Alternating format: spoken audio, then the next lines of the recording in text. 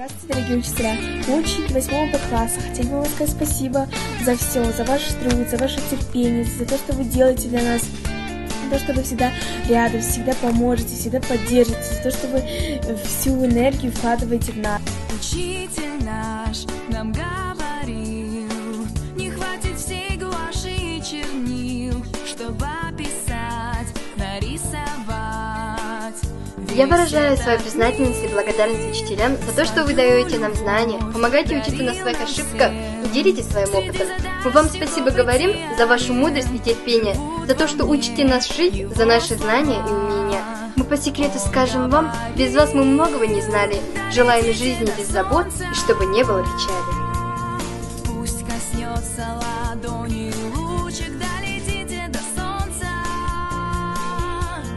Это трудно быть самым лучшим. Наши учителя, спасибо вам за ваш труд, за то, что изо дня в день вы каждому ученику дарите частичку себя. Вы даете знания, делитесь своим опытом, уделяете свое внимание. Спасибо вам за ваш профессионализм и за уникальный подход к каждому ребенку.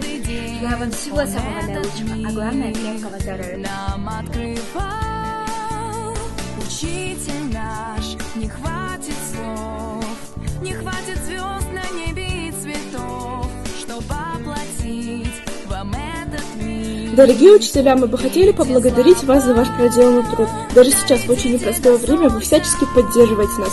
Спасибо вам огромное. Мы ценим и любим каждого из вас. Мы безумно благодарны за то, что вы у нас есть. Никогда не болейте и будьте здоровы.